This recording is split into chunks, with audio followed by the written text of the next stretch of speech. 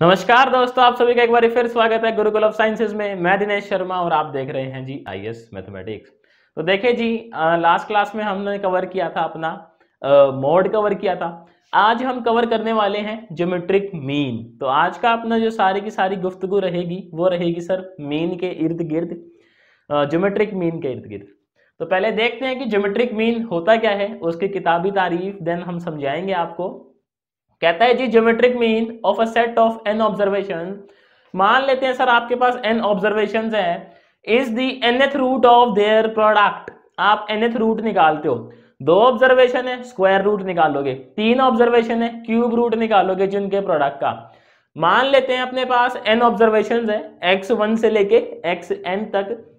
तो कहता है ज्योमेट्रिक मीन जो है वो है x1 into x2 into x3 up to multiply करते रहो xn, और जो इनका प्रोडक्ट आएगा उसका nth रूट। अब यहाँ पे देखो बड़ा मसला है। मसला क्या है, मान लो मैं आपसे पूछूं 40 की पावर 1/5, क्या आप मुझे बता सकते हो? नहीं बता सकते, है कि नहीं है? ऐसी में चीजों में जो है हम ज्यादा कंफर्टेबल नहीं होते। तो ना अपने पास एक टूल है, वो है लॉग। लॉग क्या करता है, ऐसी कैलकुलेशंस को इजी करने में हमारी हेल्प करता है।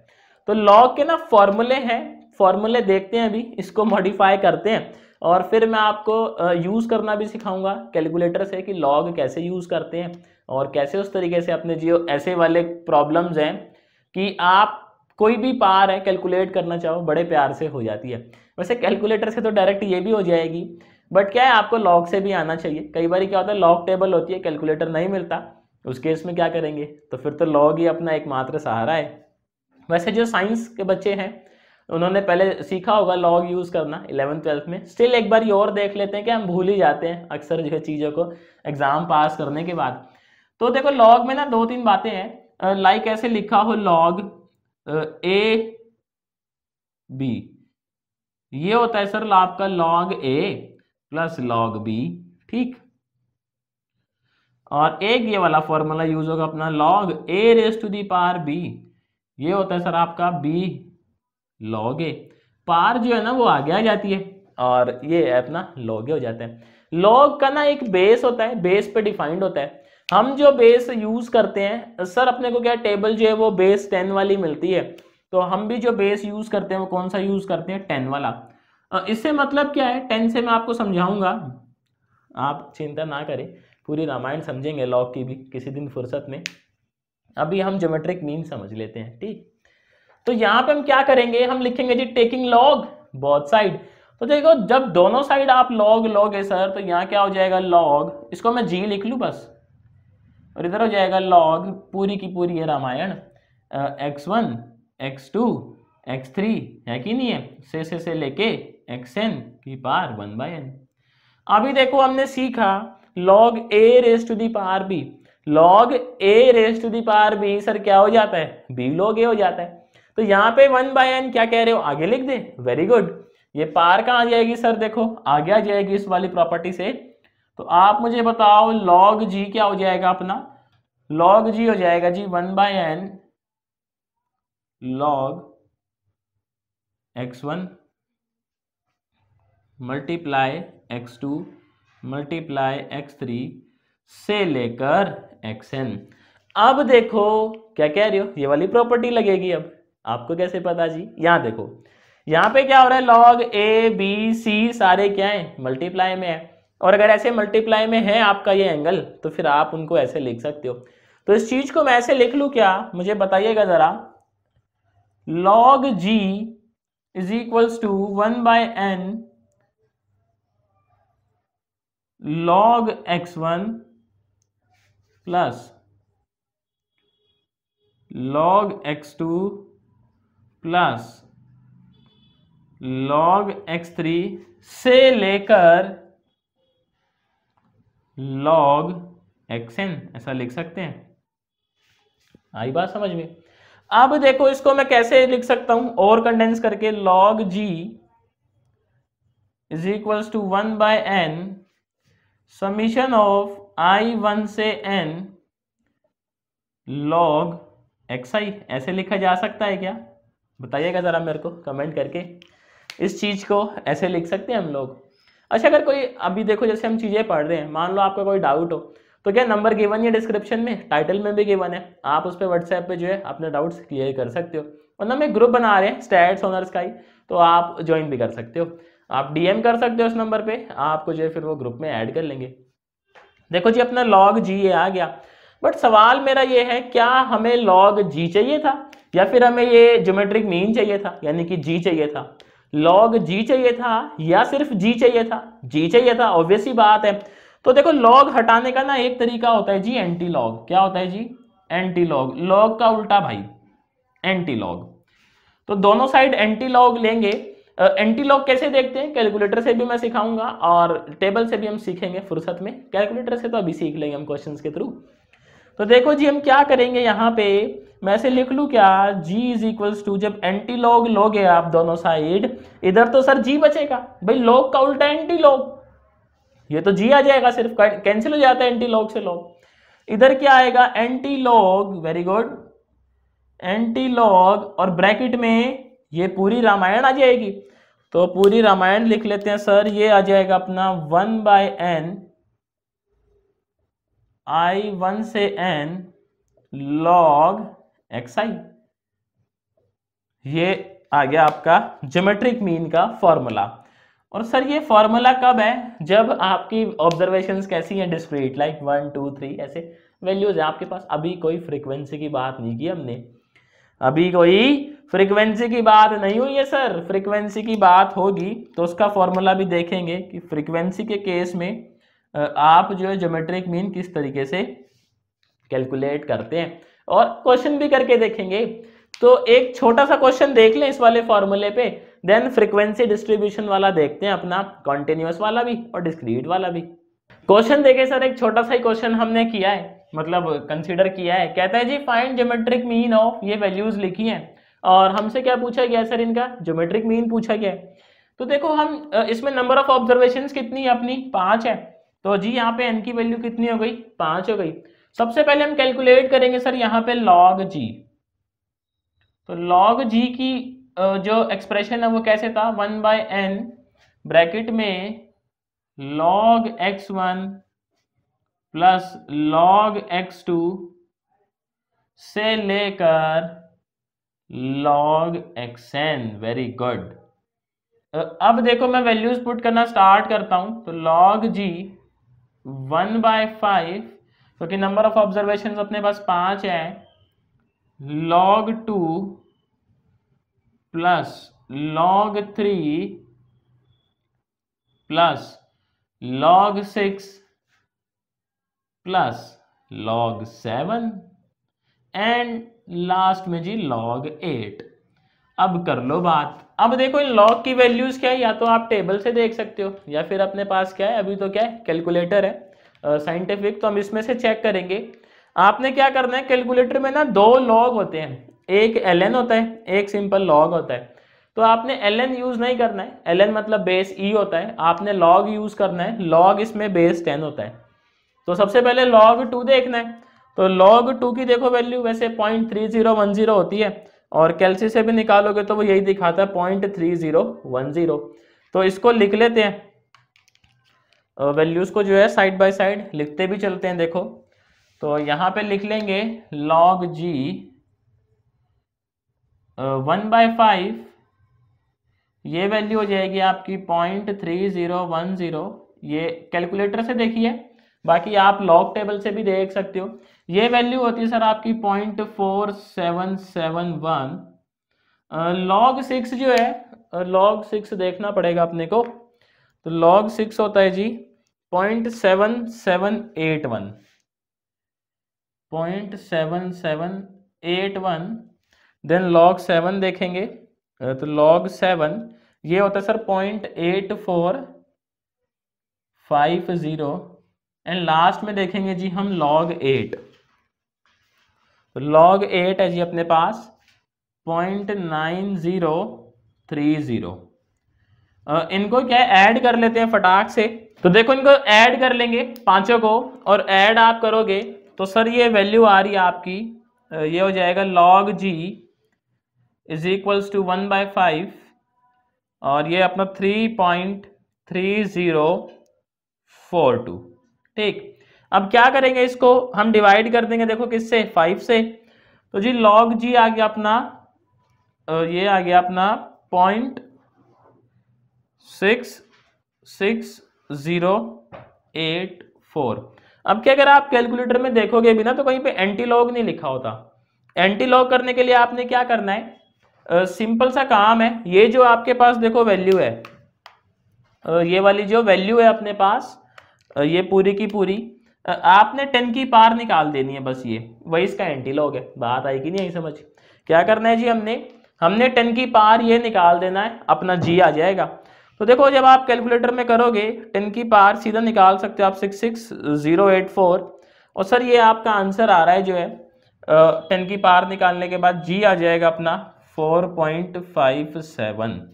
तो ये आ गया अपना इन वैल्यूज का ज्योमेट्रिक मीन। बेसिकली हमने किया क्या है, हमने इन पांचों को मल्टीप्लाई किया है। देखो वैसे अगर आप बाय डेफिनेशन समझो तो हमने इन पांचों को क्या किया है जी, मल्टीप्लाई किया है, 2 इंटू 3 इंटू 6 इंटू 7 इंटू 8 की पावर 1/5। तो मैं डायरेक्ट आपको करके भी दिखा देता हूँ। तो इनको मल्टीप्लाई कर लेते हैं। देखो मल्टीप्लाई करने पे ये आएगा अपना 2016। तो जी आ गया अपना 2016 की पावर 1/5। इसकी पावर 1/5 निकालेंगे तो कितनी हो गई जी, 0.2 हो गई। तो कैलकुलेटर में तो आप निकाल सकते हो सीधा, 0.2 निकालूंगा तो ये आ रहा आपका 4.58। और अगर आप ये जो आगे की इसकी वैल्यूज आ रही हैं आप इन्हें अगर राउंड ऑफ करोगे तो वो भी क्या आ जाएगा सर, आपका 4.58 ही आ जाएगा। तो देखो ये तरीका था जिससे हम सिंपल ऐसे अगर अपने पास डेटा गिवन है तो उसका क्या कैलकुलेट कर सकते हैं, ज्योमेट्रिक मीन कैलकुलेट कर सकते हैं। अभी देखेंगे अगर मान लो आपको फ्रीक्वेंसी डिस्ट्रीब्यूशन गिवन हो तब क्या करोगे, है कि नहीं है भाई बात। तो एक बार इस केस को देखते हैं, एक छोटा सा न्यूमेरिकल देखते हैं। सो देखो बात कर लेंगे अपन किसकी, फ्रीक्वेंसी डिस्ट्रीब्यूशन वाले केस की। ऐसा लेट कर लेते हैं देखो कि अपना जो x1 है उसकी फ्रीक्वेंसी कितनी है, f1 है। जो x2 है उसकी फ्रीक्वेंसी कितनी है सर, f2 है। और जो आपका xn है ना इसकी फ्रीक्वेंसी कितनी लेट कर लेंगे, fn लेट कर लेंगे, है कि नहीं है। तो इसमें क्या कहता है कि आपका जो ज्योमेट्रिक मीन है वो ये होता है x1 की पावर f1 इंटू x2 की पावर f2 इंटू x3 की पावर f3 अप टू कहाँ तक जाएंगे बोलो भाई, xn तक जाएंगे क्या, xn की पावर fn की पावर 1/n। अब देखो इसको भी हम ऐसे डायरेक्ट तो सॉल्व कर नहीं सकते बिना कैलसी के, हम क्या करेंगे यहाँ भी दोनों साइड लॉग लेंगे। तो यहाँ पे देखेगा जरा, यहाँ तो क्या हो जाएगा सर आपका log g हो जाएगा। और क्या कह रहे हो यहाँ प्रॉपर्टी यूज होगी, कौन सी यूज होगी, पार आगे आने वाली यूज होगी, वेरी गुड। तो यहाँ पे जो है अपना इसको मैं ऐसे लिख लूँ क्या, से लेकर xn की पार fn की पार 1/n। ये 1/n कहाँ पहुंचेगा सर, इसके आगे पहुंच जाएगा, वेरी गुड। इधर क्या बचेगा देखो log g 1/n। और यहाँ देखो ये मल्टीप्लाई में हो रहे हैं सारे, तो यहाँ पे log वाली प्रॉपर्टी लगा सकते हैं, मल्टीप्लाई वाली जी। तो क्या हो जाएगा देखो log x1 की power f1, very good, plus log x2 की पावर f2 से लेकर log xn की पावर fn। ठीक, अब मुझे बताओ क्या यहाँ पे फिर से प्रॉपर्टी लग रही है, इस चीज को देखो जरा, log a raise to the power b, ये f1 कहाँ पहुंचेगा सर, यहाँ पहुंचेगा, f2 कहाँ पहुंचेगा, यहाँ पहुंचेगा, और इसी तरीके से fn क्या यहाँ आ जाएगा, पक्की बात है। चलो भाई आप कह रहे हो तो मान लेते हैं। तो यहाँ पे देखो क्या आएगा, log g is equals to 1/n, very good.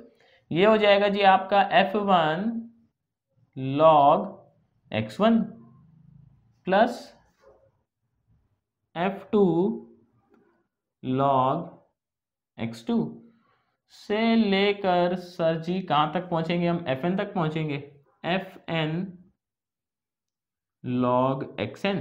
अब मुझे एक बात बताइएगा, क्या मैं इस पूरे रामायण को ऐसे लिख सकता हूं क्या, एक बार देखिएगा जरा, log g is equals to 1/n summation i 1 से लेके n sir fi log xi।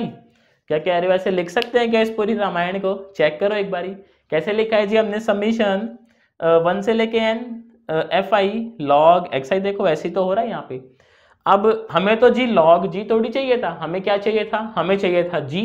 तो क्या करेंगे बोलो, दोनों साइड एंटी लॉग लेंगे। Very good. तो देखो जी g किसके इक्वल आ गया आपका, anti log of 1/n summation i 1 से लेके n तक fi log xi। Very good. तो देखो जी अपने पास फार्मूला आ गया। ये फार्मूला किसके केस में लगाएंगे हम, ये लगाएंगे सर कब, जब आपको क्या गिवन हो, फ्रीक्वेंसी डिस्ट्रीब्यूशन गिवन हो। क्या कहते हो, एक क्वेश्चन कर लिया जाए इस पर छोटा सा। चलो अब आप कह रहे हो तो आपकी बात थोड़ी काटेंगे। देखो जी हमें क्या डेटा गिवन है, कहता है जी आप, अगर आप में दम है ना तो आप इसका ना ज्योमेट्रिक मीन निकाल के दिखाओ। हमें x और f जो है वो गिवन है टेबल की फॉर्म में। फॉर्मूला देखो ये रहा अपने सामने, तो क्या कहते हो, निकाल सकते हैं हम ज्योमेट्रिक मीन। चलो भैया आप कह रहे हो तो निकाल सकते होंगे। सबसे पहले हम क्या कैलकुलेट करेंगे सर, मैं ये ब्रैकेट कैलकुलेट करूंगा, ये वाला है ना। कैसे करेंगे ये, नंबर ऑफ ऑब्जर्वेशन कितनी अपने पास, 1 2 3 4 ही है आपके पास नंबर ऑफ ऑब्जर्वेशन। तो मैं log g कैलकुलेट करता हूं पहले। log g क्या होगा सर, मेरे साथ हेल्प करिएगा। ये हो जाएगा 1/4। Very good. यहाँ पे क्या सर, आप पहले fi से मल्टीप्लाई कर रहे हो, और x 2 है तो उसका f कितना है, 10 है, तो 10 into log 2। Very good. Plus 20 into log 5 हो जाएगा। Very good. आप तो सीख गए यार, क्या बात है। f कितना 6 है, यहाँ पे कितना हो जाएगा, log 9 हो जाएगा। Very good. यहाँ पे 25 और log 10 हो जाएगा। देखो अब क्या करेंगे, इनकी जो है वैल्यूज पुट करनी पड़ेंगी। तो वैल्यूज देखो हम कैलकुलेटर से लिख लेते हैं। वैसे कि हम टेबल से देखना भी सीखेंगे, वो किसी और सेशन में करेंगे। आज अपना जो मेन कंसर्न है वो ज्योमेट्रिक मीन है। तो जी log 2 अभी हमने देखा है 0.3010 होता है, इसकी वैल्यू सीधी लिख देते हैं, 10 इंटू 0.3010 प्लस 20। log 5 जो है वो देखना पड़ेगा, तो log 5 होता है जी आपका 0.6989 प्लस 6 इंटू, इसको ऐसे ना ब्रैकेट में डाल देता हूँ ताकि आपको आसानी रहेगी समझने में किसकी वैल्यू लिखी है। log 9 जो है अपना वो है 0.9542 और प्लस 25 इंटू में log 10 तो अपना 1 होता है जी। 1 कैसे होता है इसको भी समझेंगे। तो ये ब्रैकेट अपना बंद हो गया। अब क्या इसको कैलकुलेट करेंगे, तो देखो यहाँ पे log g किसके इक्वल आएगा सर, 1/4। Very good. मैं कैलकुलेट कर लूँगा इसको फटाक से। तो 10 इंटू 0.3010 प्लस इसमें क्या करेंगे हम, 20 इंटू 0.6989 प्लस फिर क्या करेंगे जी हम 6 इंटू 0.9542 प्लस फिर क्या करेंगे जी हम 25 कर देंगे ऐड उसके अंदर। ठीक, तो ये आंसर आ जाएगा सर आपका 47.7132 इस ब्रैकेट को सॉल्व करके। अब क्या करेंगे, इसको 4 से डिवाइड करेंगे। तो देखो जी आपका जो log g है, log g आ गया आपका 11.9283। अब हमें क्या चाहिए जी, हमें तो g चाहिए। तो मैंने बताया अभी कैसे निकालोगे आप, 10 की पावर ये कैलकुलेट कर दो। तो 10 की पावर में निकालूंगा 11.9283, काफ़ी ज़्यादा वैल्यू आएगी। तो सर ये आ रहा है आपका 8.47 इंटू 10 की पावर 11। ठीक, तो आपने कैलकुलेट किया, देखो ये आपका ज्योमेट्रिक मीन आ गया। तो इस तरीके से जो है फ्रीक्वेंसी अगर हमें गिवन है डिस्क्रीट फ्रीक्वेंसी तो कैलकुलेट कर सकते हैं। कभी कभी क्या अपने को ना क्लास इंटरवल गिवन होते हैं, तो क्लास इंटरवल में ज़्यादा 3-5 नहीं करनी होती। वहाँ पे हम इस x को क्या कंसीडर करते हैं, मिड वैल्यू। जैसे क्लास अपने को गिवन है 10 से 20, तो उस क्लास के लिए x कितना ले लेंगे हम, इसका मिड कितना है जी 15 है। 15 लेके बाकी फॉर्मूला अपना यही रहने वाला है, यही फॉर्मूला जो इसमें भी हम अप्लाई करते हैं, और इसी तरीके से जो आप उसको भी सॉल्व करोगे। अब एक न्यूमेरिकल देखते हैं, देन इसके मेरिट्स एंड डीमेरिट्स देखेंगे। क्वेश्चन देखो जी क्या कहता है, रीड करते हैं एक बारी। कहता है the geometric mean of 10 observations on a certain variable was calculated as 16.2। तो आपके पास 10 ऑब्जर्वेशन थी, आपने क्या किया, उन ऑब्जर्वेशन का ज्योमेट्रिक मीन कैलकुलेट किया, और सौभाग्य से वो ज्योमेट्रिक मीन आया आपका 16.2। आगे कहता है it was later discovered that one of the observation was wrongly recorded as 12.9। जो हमने 10 ऑब्जर्वेशन ली थी ना सर, उसमें से एक ऑब्जर्वेशन क्या है, मजे मजे में गलत रिकॉर्ड कर ली, और जो गलत रिकॉर्ड करी थी वो क्या थी आपकी 12.9 थी। In fact it was 21.9। जिसको हमने 12.9 रिकॉर्ड किया था वो 12.9 ना होके 21.9 थी। अब कहता आप करेक्ट मीन बता दो। बताओ कोई मजाक होता है ये, पहले रिकॉर्ड आप खुद गलत करो, सवाल हमसे करते हो फिर। कोई नहीं, अब देखो सवाल है तो इसको सॉल्व भी करेंगे। आप देखो यहाँ पे ऑब्जर्वेशंस कितनी है, 10 ऑब्जर्वेशन है, तो n की वैल्यू कितनी हो गई सर, 10 हो गई क्या, वेरी गुड। अब मैं ऐसे मान लूं कि जो मेरी गलत रिकॉर्ड है ये, यानी कि 12.9, जो ऑब्जर्वेशन मैंने गलत रिकॉर्ड कर ली, इसको हम x1 लेट कर ले क्या, तो लेट x1, इसको ये मान लिया हमने 12.9, और जो अपनी करेक्ट ऑब्जर्वेशन थी यानी कि इसकी जगह पे ये आना चाहिए था, इसको मैं x0 लेट कर लूं, तो late x0 is equals to, ये हो गया अपना 21.9। अब आप एक बात देखो, जब आपने ज्योमेट्रिक मीन कैलकुलेट किया होगा सर, तो कैसे किया होगा, x1 x2 up to xn 1 की पावर n, ऐसे ही किया होगा। n यहाँ पे 10 है तो यहाँ पे 10 पुट कर देते हैं, और तो क्या ही है, ये 10 है तो x10 तक मल्टीप्लाई किया होगा। ये तो अपना गलत ज्योमेट्रिक मीन है, हमें करेक्ट बताना है।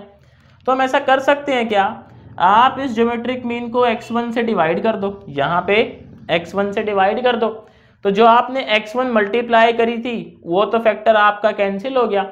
अब इसकी जगह पे आपको क्या मल्टीप्लाई करना है, x0, तो यहाँ पे आप x0 से मल्टीप्लाई कर दो। देखो तो हुआ क्या, पूरे ज्योमेट्रिक मीन में से फिर x1 हट गया जो कि गलत रिकॉर्डिंग थी, और x0 आ गया जो कि करेक्ट रिकॉर्डिंग है।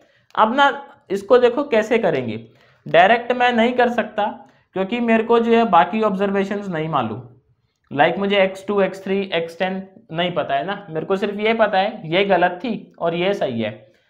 तो मैं लिखूंगा ज्योमेट्रिक मीन न्यू, जी न्यू लिख लेता हूं इसे ना, ताकि कंफ्यूजन ना हो। ये क्या होगा सर, x0 से मल्टीप्लाई कर दो, बाकी अपना ये x1 x2 जो भी है x10 की पावर 1/10, और इसको x1 से आप डिवाइड कर दो, गलत वाली से डिवाइड कर दो, सही वाली से यहाँ पे मल्टीप्लाई कर दो। पूरे की पावर 1/10 है तो क्या कह रही हो, इसकी भी पावर 1/10 होगी, वेरी गुड। तो सर जी न्यू क्या हो जाएगा, इस वाले लॉजिक से इसको मैं से लिख ले क्या, x0 डिवाइड बाई x1 की पावर 1/10 इंटू में x1 x2 से लेकर x10 की पावर 1/10 लिख सकते हैं, ऐसा पक्की बात है। चलो भाई कह रहे हो तो मान लेते हैं। अब आप मुझे बताओगे क्या ये अपना पुराना ज्योमेट्रिक मीन है, देखो x1 से लेके x10 तक, और x1 क्या थी अपनी, वो गलत वाली रिकॉर्डिंग है, और पुराना ज्योमेट्रिक मीन कितना है अपना 16.2। तो क्या मैं इस पूरे को रिप्लेस करके 16.2 लिख दूं, वेरी गुड, आप कह रहे हो तो चलो मान लेते हैं।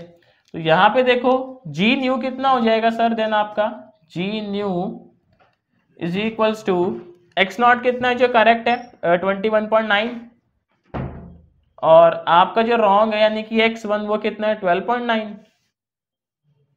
और इसकी पावर कितनी आएगी जी 1/10 आएगी, वेरी गुड। और पुराना ज्योमेट्रिक मीन कितना है सर 16.2 है। अब इसको जो है हम कैलसी से सॉल्व कर लेते हैं जल्दी से। तो ये है जी अपना 21.9 डिवाइडेड बाय 12.9 की पावर 1/10 यानी 0.1, तो जी आ रहा है 1.054। ये जो ब्रैकेट है ना आपका, ये पूरी रामायण, इसकी वैल्यू जो आ रही है वो मैं लिख देता हूँ। ये वैल्यू आ रही है सर आपकी 1.0543 इंटू 16.2। इसको मल्टीप्लाई कर लेते हैं 16.2 से, तो हमें समझ आ गया कि जो अपना न्यू ज्योमेट्रिक मीन है या जो अपना करेक्ट ज्योमेट्रिक मीन है वो है सर आपका 17.808। क्या है सर आपका करेक्ट ज्योमेट्रिक मीन?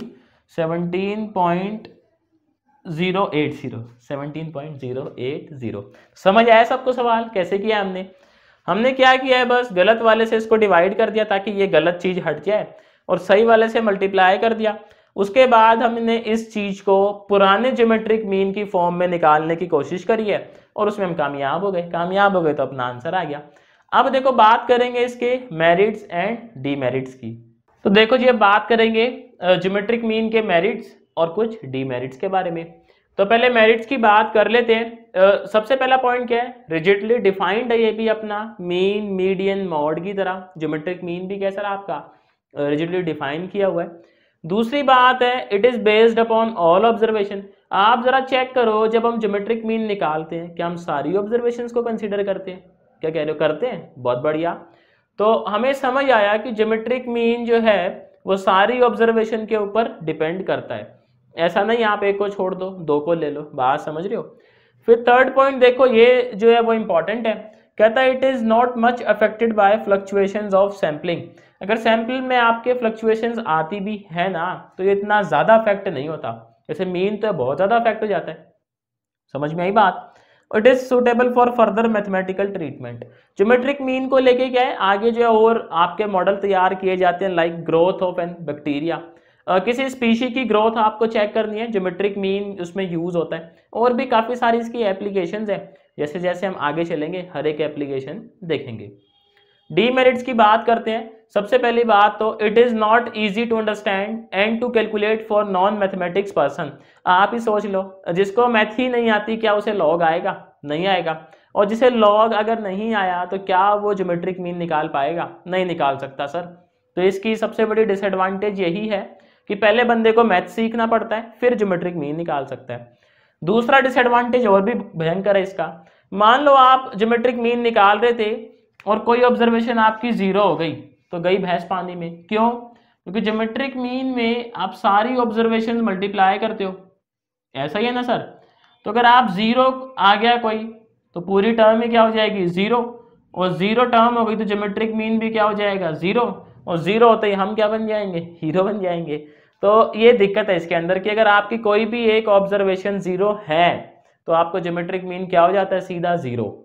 और बाकी ऑब्जर्वेशन से रत्ती भर भी फर्क नहीं पड़ा अगर एक जीरो हो गई तो। दूसरी देखो इशू क्या है इसके अंदर। मान लो x2 की वैल्यू नेगेटिव हो गई। अब अगर ये नेगेटिव हो गई तो फिर आपका ज्योमेट्रिक मीन क्या आएगा सर? इमेजिनरी। एक वैल्यू के नेगेटिव होने से आप ये सोचो ज्योमेट्रिक मीन इमेजिनरी हो रहा है। इसने ये नहीं सोचा बाकी जो वैल्यूज हैं वो तो पॉजिटिव है। इसने देखा जी एक नेगेटिव है, ठीक है, बाय डेफिनेशन आप सॉल्व करोगे तो ज्योमेट्रिक मीन क्या जाएगा आपका? इमेजिनरी आ जाएगा। तो ये दो बड़े मसले हैं इसके अंदर। एक तो कोई वैल्यू जीरो हो जाए तो ज्योमेट्रिक मीन जीरो हो जाता है। दूसरी अगर कोई वैल्यू नेगेटिव हो जाए तो आपका ज्योमेट्रिक मीन इमेजिनरी हो जाता है। बात आई कि नहीं आई समझ? तो देखो आज उम्मीद करता हूं आप लोगों ने कुछ नया सीखा होगा, नया समझा होगा। मेरी तरफ से आज के लिए इतना ही था। शुक्रिया आप लोगों का। आपसे मिलते हैं नेक्स्ट वीडियो में नए टॉपिक के साथ।